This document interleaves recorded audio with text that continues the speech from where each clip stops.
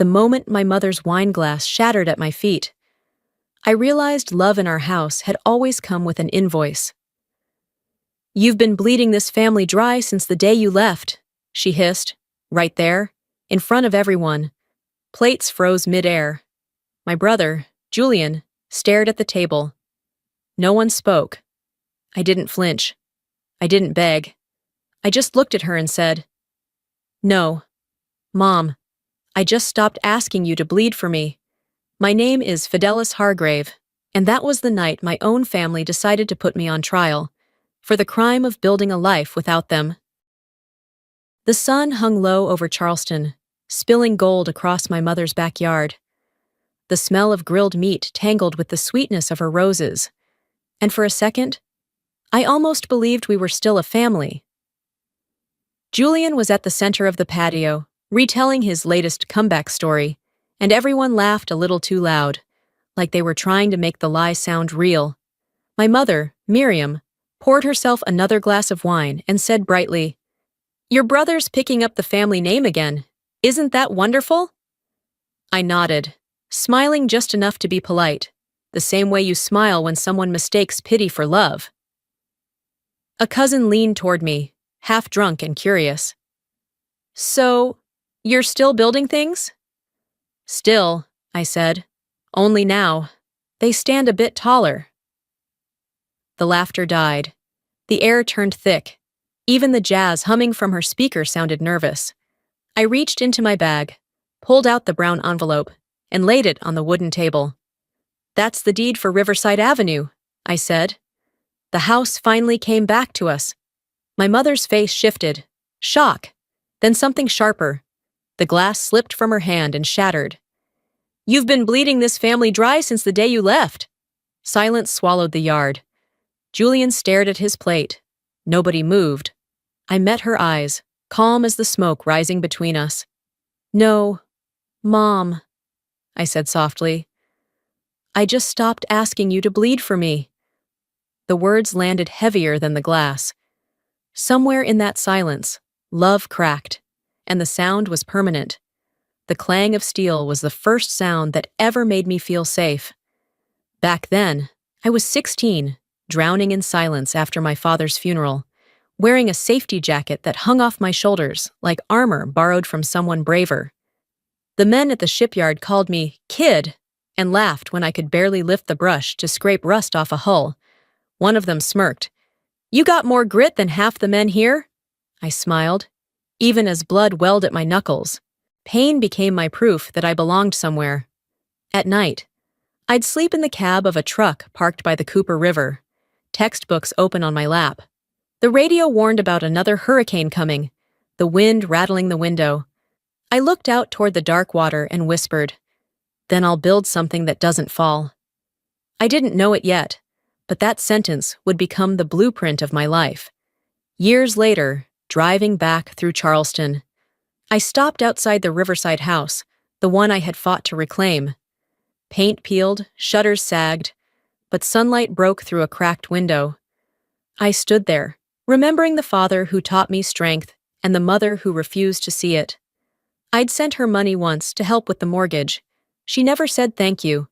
When I checked the old bank records, I found her signature on a withdrawal slip from the same account I'd used to save her. She'd taken it all. That was when the first piece of love rusted away. I left home because staying meant drowning. But no one tells you the ocean outside isn't kinder. It just teaches you how to swim. Monday mornings were supposed to be quiet. Coffee, the hum of the radio, the comfort of solitude. But that morning, the knock at my door felt like a warning shot. On the mat lay a thick manila envelope, the kind that carries news no one wants. Across the top, Charleston County Court, Civil Case, Nord 04739. And beneath it, Plaintiff, Miriam and Julian Hargrave. I laughed once, a dry sound that caught in my throat. Then came the sting behind my eyes. Inside was the claim, my own mother and brother suing me for unethical acquisition of family property. They wanted the Riverside house back. Every dollar of it, down to the cent I'd scraped together myself. The amount they demanded matched the down payment I'd made. They hadn't come for justice. They'd come to unbuild me. They're suing me for buying back what they sold out. I called my mother. No answer. Called again. Voicemail. So I left a message. My voice steady, though my hands shook. "If this is what family means to you," I said, "then I finally understand why Dad built bridges instead of walls." I hung up before my voice could crack. Outside, rain slid down the window like melted glass, and the cactus on my kitchen counter stood sharp and untouched. They filed a lawsuit to teach me a lesson. I'm just not sure they know which one. 2 weeks after the envelope, I sat across from Leah Grant in her downtown office, a storm tapping against the window. She flipped through my stack of folders with surgical precision, her manicured nails clicking against the paper. "They filed under heritage property law," she said flatly. "It's emotional blackmail dressed as paperwork." The words landed like iron. Leah leaned back, eyes sharp behind her glasses. "Gather everything, every job, every cent. They want proof? We'll drown them in it." That night, I drove to the technical library where my father had worked. The same scent of dust and machine oil clung to the air. The old librarian recognized me, his voice kind but wary. "Your dad's files are still here," he said, sliding out a worn gray box labeled Hargrave. "T." Inside, beneath yellowing bridge designs, I found a sealed envelope marked "For my children." My hands shook as I opened it. My father's handwriting looped steady and certain. "Julian will inherit the family name. Fidelis will inherit the will to build. Never let guilt become your language of love." The words cut through 14 years of silence. I pressed the page to my chest and let myself cry. Not for weakness, but because for the first time, someone had named my worth. Later, back at my apartment, I logged into the family's old bank account. A record blinked back at me. The insurance payout, withdrawn years ago under the signature F. Hargrave. My name, forged by my mother's hand. She hadn't just stolen money, she'd stolen truth. I laid out the papers on my handmade table, the one built from clearance wood and stubbornness. The lamplight turned the files into a battlefield map. If they want to fight me with paper, I thought, I'll make sure the paper cuts deep. When Leah called again, her voice was steady. "They used blood to bind you." "Then I'll use proof," I said, "to unbind myself." The rain outside hammered harder, and for the first time, I didn't flinch at the sound. It reminded me of steel being forged. A month into the case, my apartment had transformed into a fortress of evidence, walls lined with boxes, each labeled with years, receipts, pay stubs. Leah stood in the doorway, arms crossed. "If proof were bricks," she said, "you've built yourself a fortress." I smiled, sliding another folder onto the pile. "A house made of facts. Let's see who can knock it down." Days blurred into nights. The hum of my scanner, a kind of lullaby. Then, in a dusty box tucked behind old blueprints, I found my father's small leather notebook. On the last page, in faint pencil, he'd written, "Debt forgiven, to Fidelis. She owes me nothing." The words trembled in my hands. Love didn't need witnesses, but now it had one. Leah's research brought the next blow. Julian, my golden brother, the family's miracle, had lost everything in a crypto collapse. $186,000 gone. Worse, he'd forged reports to keep my mother from knowing. I stared at the printout, the numbers blurring. "He was given everything," I whispered, and it still wasn't enough. That evening, an email from my mother arrived. "You can still stop this, drop the house, and we'll forget everything," I typed back.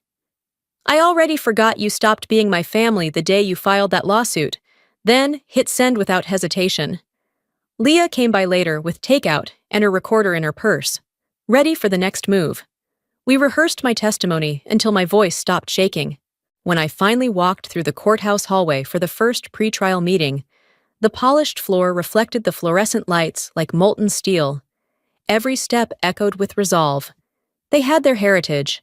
I had the will to build, and this time, I wasn't building alone. Monday morning came heavy with silence. The courthouse smelled like dust and oak polish, the kind that clings to history and judgment. I stood beside Leah as the bailiff called the case. Hargrave versus Hargrave. Judge Ellen Worthington read aloud, her voice firm but not unkind. A family matter and a heavy one. My mother sat 2 rows across, her pearls gleaming under the courtroom lights. She wouldn't meet my eyes. Julian sat beside her, head bowed like a child caught in someone else's lie. Victor Ashcombe, my father's old friend and now their attorney, rose first. His voice was polished, rehearsed. This is not about greed. Your Honor, he began. It's about heritage and respect. A daughter took what was never meant for her. My mother's hand trembled dramatically on Julian's arm. I could almost hear the pity she wanted the room to feel. Leah stood next, calm, surgical. We will prove that what Miss Hargrave built was hers, paid by her, earned by her, and blessed by her father's own hand. The room went still. Even the judge leaned forward slightly. Then came the first blow. Ashcombe slid an old photo across the table, my father with both of us as children. She was always jealous, he said. Leah didn't flinch. She lifted a single page instead. The letter my father had written. Judge Worthington read aloud, her voice cutting through the air. Julian will inherit the family name. Fidelis will inherit the will to build. My mother's face drained of color. They pressed on, accusing me of taking money from family accounts. I handed Leah my proof. Years of pay stubs, bank statements, contracts. The judge looked at me directly. Did you ever receive any family aid? Only the kind that comes as guilt, I said. Leah's next move ended any illusion left standing. She played the recording, my mother's voice, brittle and sharp. I couldn't let her win. It would make me look like I failed as a mother. The courtroom erupted. The judge struck her gavel. And then came Julian. When they called him to the stand, he couldn't meet my eyes. Did you agree to sue your sister? The judge asked. Mom said it was the only way to protect Dad's legacy, he whispered. Do you believe that? A pause. No, ma'am. The sound of truth breaking was quieter than I'd imagined. My mother's tears weren't remorse. They were fear. The kind that comes when the story you built starts crumbling in daylight. When the judge finally asked, Miss Hargrave, do you have anything else to say? I stood and said simply, only that love stops being love when it demands a receipt. The room fell silent again, not from shock, but from recognition. The next afternoon, the court ordered an inspection of the Riverside house, the battlefield dressed as evidence.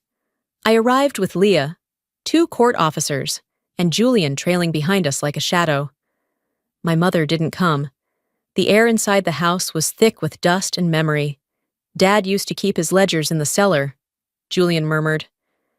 We descended into the damp air of the wine cellar. My flashlight caught a glint of metal on a broken shelf. I reached for it, a wooden box, edges splintered. Inside, an old notebook, its pages yellowed but intact.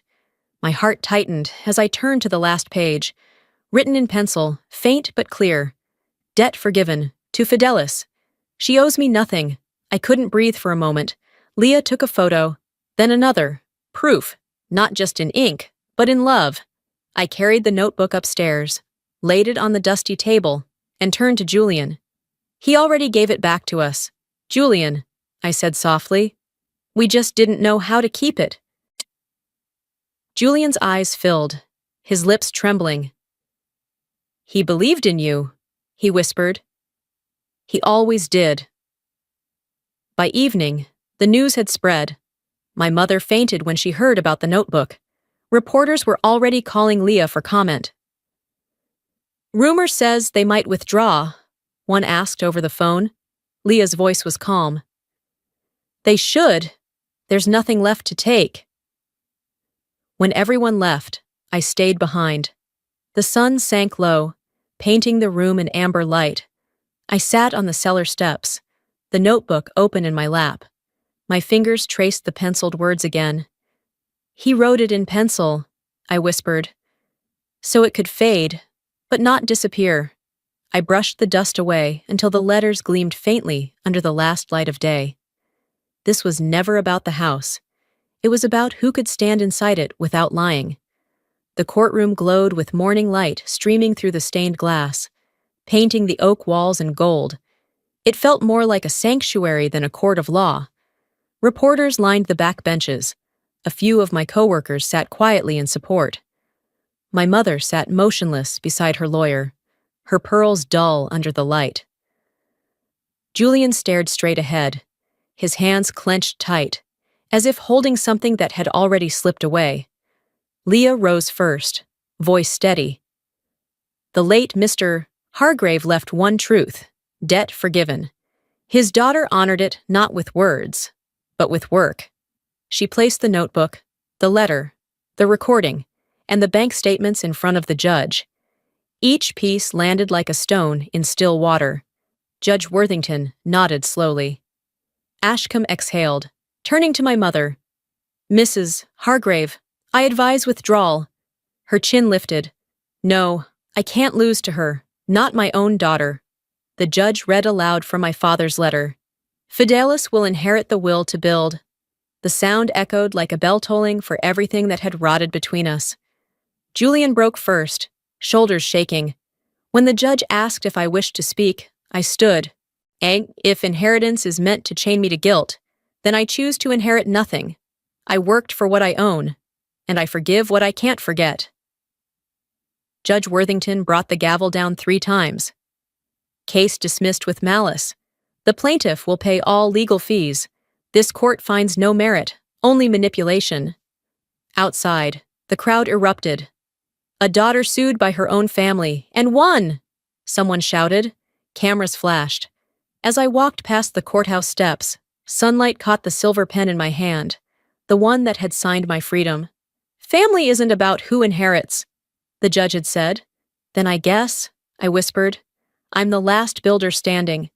2 months after the verdict, Charleston had gone quiet. The noise of courtrooms and cameras had faded, leaving only the kind of silence that forces you to listen to your own breath. One morning, a letter arrived from the hospital, my mother's handwriting shaky and uneven. I wanted to protect the family name. It said, I forgot you were the family. There was no apology, just that single line, trembling with what she couldn't say. I folded it once and placed it beside my father's photo on the mantel. Some truths didn't need confrontation. They just needed to rest. Julian left town soon after. He didn't call. He only left a note under my door. You were right about Dad. I wasn't ready to build anything. But you did. I slipped it into my wallet. Not for comfort, but as proof that maybe he'd finally seen me clearly. By late afternoon, I was back at Riverside, watching sunlight scatter across the half-painted walls. Workers moved around me, their brushes tapping like soft heartbeats. I climbed the ladder, dusted the plaque my father once made, and rehung it on the front wall. Build what you can't inherit. The light caught the first word, build, and the room seemed to breathe again. Later, while cleaning the study, I found an unopened envelope hidden in an old drawer. My father's writing, addressed to my mother. Miriam, love them both. Even when they build different homes, I didn't open it. I didn't need to. Maybe the letters were never meant to be read. Maybe they were meant to remind us that silence, too, can heal. A year later, the backyard of Riverside was alive again. But this time, the air didn't weigh heavy with judgment. The oak tree stretched wider. String lights glowed like soft fireflies, and laughter drifted across the yard. Smoke rose from the grill, curling into the pink light of late spring. I carried out a tray of marinated meat, while a few of my students, kids who'd aged out of the foster system and found work through the workshop, hung paper lanterns from the branches. One girl wiped her hands on her jeans and asked, "You built this place all by yourself?" I smiled. "No. I built the part of myself that could." The crowd that evening was a patchwork of neighbors, carpenters, welders, and friends. Family by choice. Someone asked, "Is this the famous Hargrave house?" I laughed. It used to be. Now it's everyone's. I set my old house keys on the same wooden table where everything once fell apart. No one gasped this time. No one whispered. They just raised their glasses. The way people do when peace finally replaces pride. At the edge of the yard, I saw Julian watching from the gate. He didn't come closer, just nodded once before walking away. I nodded back. That was enough. I lifted my glass, the sunset flashing off the steel bridge beyond the yard. Every key I've ever held was earned, not given. And for the first time, family wasn't a word I feared. It was one I'd finally built,